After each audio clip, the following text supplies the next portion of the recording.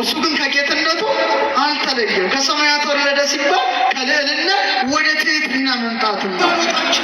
ኦርቶዶክስ ተዋህዶ ነው። ስሙ ምንድነው? ኦርቶ ማለት ቀጥ ያለ ዶክሳ እምነት ነው።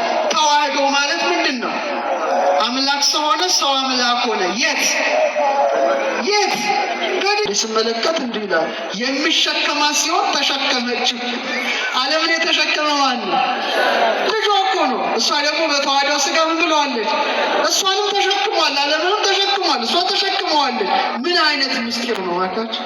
ስለኛ ተሰቀለ። እሱ ስለኛ ምን ሆነ? ስለ እርሱ አላለም፣ ስለኛ። ኢሳይያስ ምን አለው? ኃያል አምላክ አለው። ጳውሎስ ደግሞ ምን አለው? ቡሩክ አምላክ አለው። ታላቅ አምላክ ብሎ ገለጸው። ዮሐንስ ደግሞ ምን ይለው ይሆን? አንደኛ ዮሐንስ መልእክት ምዕራፍ 5 ቁጥር 20 ላይ እውነተኛ በሆነው በእርሱ አለ፣ እርሱም ልጁ ኢየሱስ ክርስቶስ ነው ካለ በኋላ አንድ ላይ እርሱ በሉ እስቲ እውነተኛ አምላክና የዘላለም ሕይወት ነው። አደራ ኢየሱስ ክርስቶስ እንዳትክዱ ክርስቲያኖች። ሰማዕታት አልካዱም። ለምን? እርሱ ምን ስለሆነ? እውነተኛ አምላክ ስለሆነ። እሱ ምን ስለሆነ? ኢሳይያስ እንዳለው ኃያል አምላክ ስለሆነ፣ ጳውሎስ እንዳለው ቡሩክ አምላክ ስለሆነ፣ ዮሐንስ እንዳለው እውነተኛ አምላክ ስለሆነ። ስለዚህ አባቶቻችን ከእውነተኛ አምላክ የተወለደ እውነተኛ አምላክ ካሉ በኋላ የተወለደ እንጂ ያልተፈጠረ በመለኮቱ ከአብ ጋር አንድ የሆነ ዘሩ ምስለ አብ በመለኮቱ ኦርቶዶክሳውያን። ለዚህ ነው ሲያስተምራቸው ምን አለ? ወእንዘ ታጠምቅዎሙ በሉ በስመ አብ ወወልድ ወመንፈስ ቅዱስ። ስታጠምቁ በማን ስም በሉ አለ? አብ ወልድ። ይሄን ያለው ማን ነው? ኢየሱስ ክርስቶስ ነው አይደለም? በራሱ ስም በአባቱ ስምና በመንፈስ ቅዱስ ስም እንድንጠመቅ አዘዘን። ለምን? ስንት ስለሆነ? በስልጣን አንድ ስለሆነ ማለት ነው። ለዚህ ነው በማቴዎስ 11:27 ላይ ምን አለ? ከአብ በቀር ወልድን የሚያውቅ የለም፣ ከወልድም በቀር ወልድም ሊገልጥለት ከሚፈቅድ በቀር አብን የሚያውቅ የለም።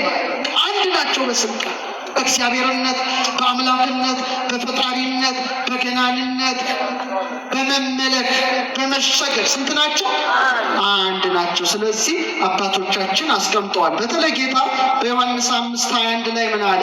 አብ ሙታንን እንደሚያነሳ ሕይወትንም እንደሚሰጣቸው እንዲሁ ወልድ አለ ለሚወዳቸው ሕይወትን ይሰጣቸዋል። ሰዎች ሁሉ አብን እንደሚያከብሩት ወልድን ያከብሩት ዘንድ አለ። አለቃ ከተመ። ከዚህ የበለጠ ትምህርት አንፈልግ።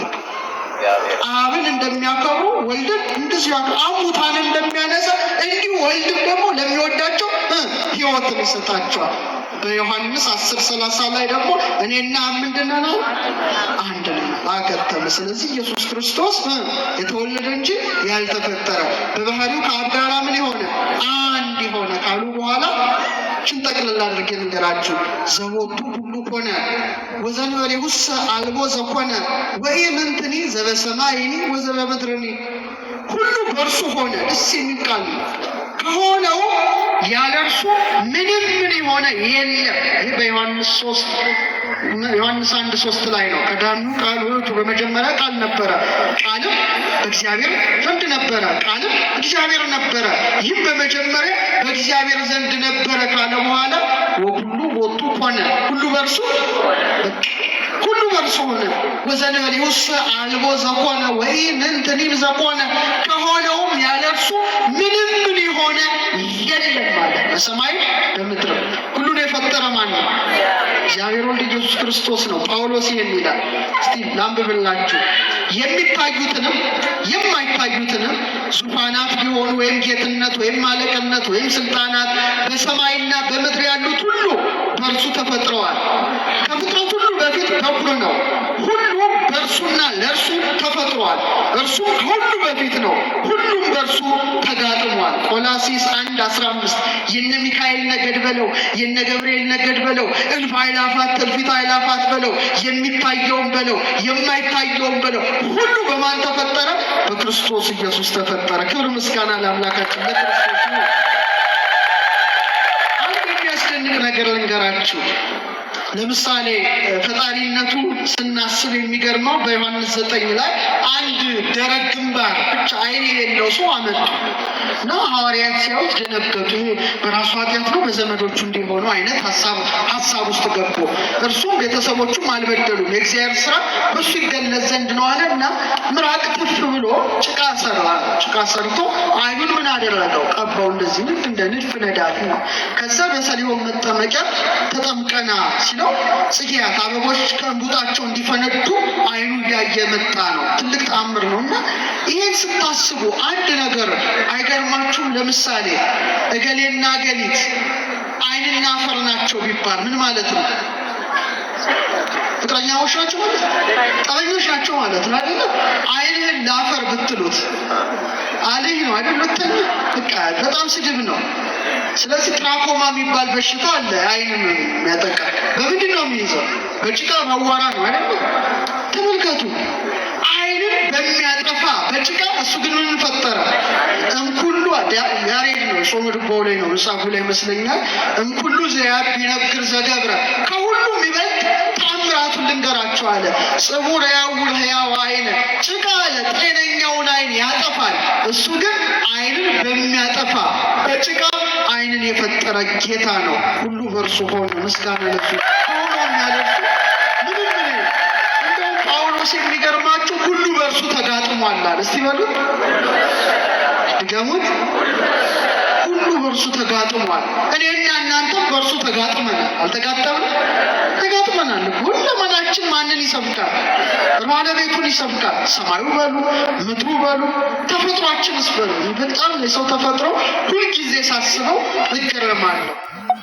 ሁሌ ስናስበው የክርስቶስ ነገር ይታያል። ለምሳሌ ውስጣችን ሲፈተሽ አሁን በጣም መሳሪያዎቹ ጥሩዎች ናቸውና ላሚኒን የሚባል ፕሮቲን አለ አሚኖ አሲድ የሚያከናውን ውስጣችን እና ሲከፈት ነው ሆኖ ጌታ እጁን ተዘርግቶ እንደተሰቀለ አይነት ነው ውስጥ ያ ሲሞት እንሞታለን። ሕይወታችን ሁሉ እርሱ ተጋጥሟል ማለት ነው። እናንተ ነገሩ ኢንተርኔታችሁ ዝም ብላችሁ ነው የምታዩት፣ ቲክቶኩን ወሬውን ምናምን እንጂ ቁም ነገር ለምን አታዩበትም? ላሚን ፕሮስ ብላችሁ ጉግል አለ። በጣም ይደንቃቸዋል። ስራው ይደንቃል። ሁሉ በእርሱ ሆነ ካለ በኋላ አባቶቻችን ምን አለ? ስለኛ እኛን ለማዳን ከሰማያት ወረደ። ስለኛ እኛን ለማዳን ከምን ወረደ? ወይ ፈለሰ እመካን ውስተ መካን ከመመላእክት አሉ። አሁን ሚካኤል ከዛ ወደዚህ ሲመጣ ያለ እኮ ነው። እሱ ግን ከጌትነቱ አልተለየም። ከሰማያት ወረደ ሲባል ከልዕልና ወደ ትሕትና መምጣቱን ነው። እንዘ ኢያዕረግ እመንበረ ስብሐቲሁ ውስተ ማኅፀነ ድንግል ኀደረ ሥጋ ኮኖት ወልደ ያሬድ ነው። ከጌትነቱ ክብር ሳይለይ ሳለ በማን ማኅፀን አደረ? በድንግል ማርያም ማኅፀን አደረ። በመንፈስ ቅዱስ ግብር ከቅድስት ድንግል ማርያም ፍጹም ሰው ሆነ። በጣም ይደንቃል። እመቤታችን ምን አለች? ቅዱስ ገብርኤል ይኩነኒ በከመ ትቤለኒ፣ እንደ ቃል ይሁንልኝ ይደረግልኝ ስትል የዕለት ጽንስ ሆኖ በማኅፀኗ ተጸነሰ። አቤት የእመቤታችን ማኅፀን አያስደንቅም? ሰማይ ወምድር ዘኢያገምሮ እፎ እንጋ ማኅፀነ ድንግል ጾሮ አለ ያሬድ። ሰማይና ምድር የማይችለውን አምላክ ምንኛ የቅድስት ድንግል ማርያም ማኅፀን ቻለው። ተሰብኦ ተሰገው እና ሃይማኖታችን ራሱ ኦርቶዶክስ ተዋህዶ ነው። ስሙ ምንድን ነው? ኦርቶ ማለት ቀጥ ያለ ዶክሳ እምነት ነው። ተዋህዶ ማለት ምንድን ነው? አምላክ ሰው ሆነ፣ ሰው አምላክ ሆነ። የት በድንግል ማርያም ማኅፀን። ስለዚህ ተዋህዶ እምነታችን የተመሰረተው የት ነው? ጀርመን አይደለም፣ ጣሊያን አይደለም፣ ሌላ ቦታ አይደለም፣ በድንግል ማርያም ማኅፀን ውስጥ ነው። ደስ ይበላችሁ። መስራቹ ደምረ በመለኮቱ ደምሮ ማለት ነው።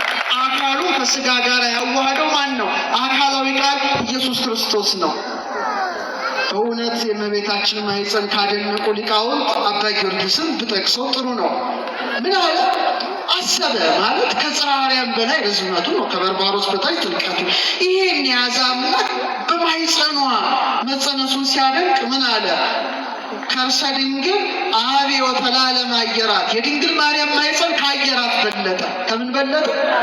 ወተሰጋ እምሱራፌል ለኪሩቤል፣ በኪሩቤል በሱራፌል ዘንድ ተመሰገነ። ከርሰ ድንግል ኮነ ታቦተ ወማኅደረ ለእግዚአብሔር አዶናይ። አዶናይ ለተባለ ለእግዚአብሔር ምን ሆነ? ማደሪያ ሆነ። እስቲ የሚሸከማት በሉ እስቲ ሲሆን ተሸከመችው። ነገርም የሚሸከማት ሲሆን ጾራቶን ዘውቱ ይጸውራ ያሬድ ነው። ድጓው ላይ አንዴ ስመለከት እንዲህ ይላል የሚሸከማት ሲሆን ተሸከመችው። ዓለምን የተሸከመ ማን ነው? ልጇ እኮ ነው። እሷ ደግሞ በተዋህዶ ሥጋ ምን ብለዋለች? እሷንም ተሸክሟል፣ ዓለምንም ተሸክሟል፣ እሷ ተሸክመዋለች። ምን አይነት ምስጢር ነው አካች! በጣም ይደንቃል። ይሄ በጣም ሁሌ ብታስቡት መልስ ማታገኙለትና ቅዱስ ቅዱስ ቅዱስ እያሉ ሲያመሰግኑት አንገቷን ዝቅ አድርጋ ከማይጸኗ የሚሰማውን የመላእክት ቅዳሴ ታደምጥ ነበር ይባላል። እንዴት ኦ ድንግል ሶበ ኀደረ ውስተ ከርሥኪ እሳተ መለኮት አባ ሕርያቆስ ገጹ እሳት ነው አለ፣ ልብሱ እሳት ነው፣ አካሉ እንዴት አላቃጠለሽ እንጂ 7 የእሳት መጋረጃ በማኅፀንሽ ወዴት ተዘረጋ? ወዴትስ ተጋረደ?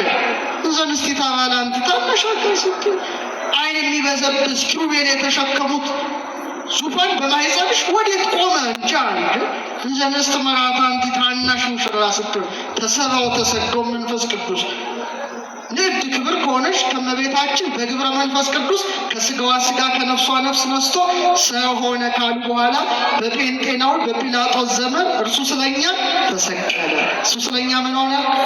ስለ እርሱ አላለም፣ ስለኛ። ሰማዕታት ቢቸነከሩ ዋጋ ክብር ሽተው ነው። ወንበዴዎች ቢሰቀሉ በምናቸው ነው? በወንጀላቸው ነው። እሱ ግን የተሰቀለው ስለማን ነው? ስለኛ ነውና ስለኛ ከኢሳይያስ ጠቅሰው ታመመ፣ በሕማሙ ሕማመ ነፍሳችን ዳነ። ክብር ምስጋና ለእሱ ይሁን። ታመው ሞተ፣ በሞቱ ሞተ ነፍስ ጠፋ። ወተቀብረ፣ በመቀበሩ ሙስና መቃብር ጠፋ። ወተንሥአ እሙታን አመ ሣልስት ዕለት፣ በሦስተኛው ቀን ከሙታን ተለይቶ ምን ሆነ? ተነሳ። በስንተኛው ቀን ድገሙት? በሦስተኛው ቀን። 3 ቀን አድሮ በመነሳቱ 3 ነገራችን ዳነ። እኛ እግዚአብሔር እኮ መቅደሶች ነን አይደል? ቤተ ክርስቲያን ስንት ክፍል አለ? ኧረ በሉ ፍጠሩ። 3 ክፍል። ምን? ቅኔ ማኅሌት፣ መቅደስ፣ ቅድስትና መቅደስ አለው። በኦሪቱ ደግሞ ቅድስተ ቅዱሳን ዋናው አለች፣ ታቦቷ ያለችበት ቅድስት አለ፣ አጸደ ደብተራ ኦሪት አለ። ስንት ነው? 3 ነው። እኛም የእግዚአብሔር መቅደስ ስለሆነ 3 ነን። ሥጋ አለን፣ ነፍስ አለን፣ መንፈስ አለን። አያችሁ እግዚአብሔር ቤተ ክርስቲያን የምንባለው ለዛ ነው። የኢየሱስ ክርስቶስ ምኖቹ ነን? መቅደሶቹ ነን፣ ቅድስቱ ነን፣ ቅኔ ማኅሌቱ ነን። ቅኔ ማኅሌቱ ነን እና ሥጋችን፣ ነፍሳችን፣ መንፈሳችን ተፈወሰ። ደስ ይበላችሁ። 3 ቀን አዳም፣ ሔዋን 2፣ ሕፃናቱ ዳኑ።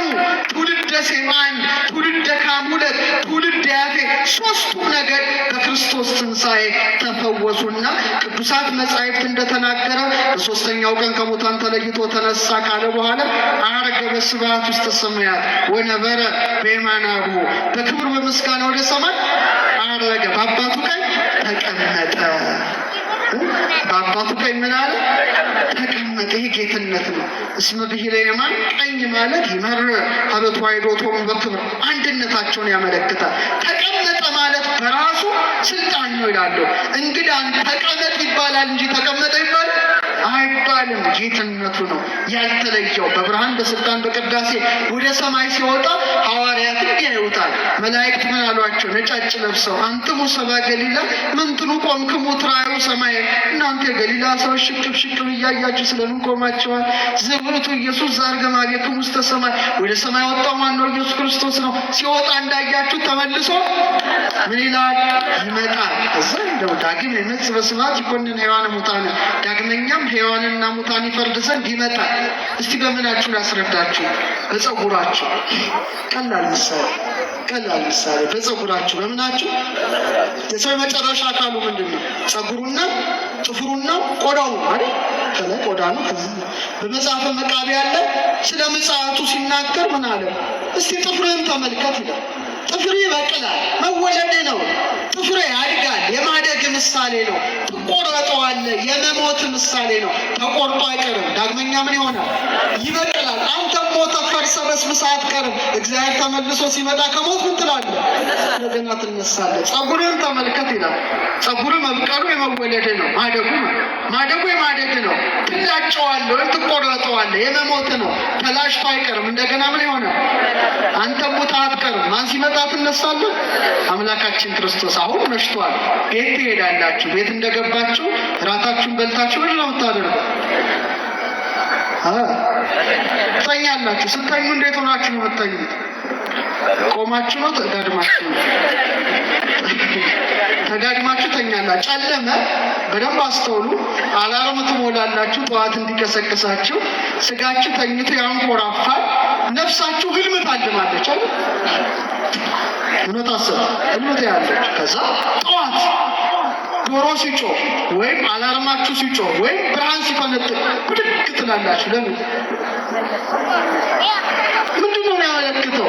ዳግመኛ መምጣቱ ከሞት መነሳታችን ነው። ለምሳሌ ሲመሽ መተኛታችን በጨለመሽ ሞት ከዚህ ዓለም እንሰናበታለን ነው። አልጋ ላይ መጋደማችን መቀበራችንን ያመለክታል።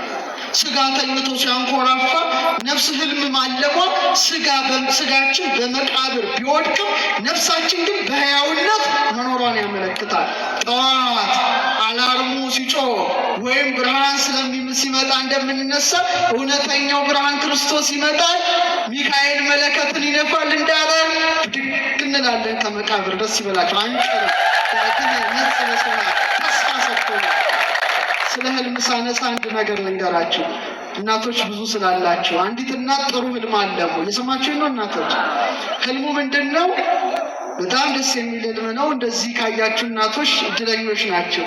አንድ እናት ኪዳን አድርሰው ሲወጡ ንስሐ አባታቸው ሊባርኳቸው ሲሉ መምህር ያሏቸው፣ አቤት እኔ እንደ ካህናቱ ይባርኩኝ አሉ። እንደምን እንዴ አሉ። ደንግጠው ንስሐ አባታቸው ምን ነው ወለተ ማርያም? አይ ዛሬ በህልሜ እርሱ የለበሱትን ልብሰ ተክህኖ ለብሼ። በህልማቸው ነው ይዟቸው ሆነ አይደለም። ልብሰ ተክህኖ ለብሼ እንደውም ታቦተ ሕጉን አክብሬ ነው ያየሁት። ተሸክሞ አክብሬ ቀጸላውን አድርጌ አየሁ። ግን ያሳዝነው አሉ እርሶ ንስሐ አባቴ የህፃናትን የዲያቆናትን ቃጭል ይዘው ከፊት ጭቅጭቅ እያደረጉ ሲሄዱ እኔ ደግሞ ታቦቱን ይዤ ጎምለል እያልኩ ከኋላ አቤት የነበረው አጀብ አሉ። ስለዚህ እንደምን ያሳልሙ? እንደ ካህናቱ እንደ ቄሶቹ ያሳልሙ እንጂ እንደ ሰው አልባረክም አሉ።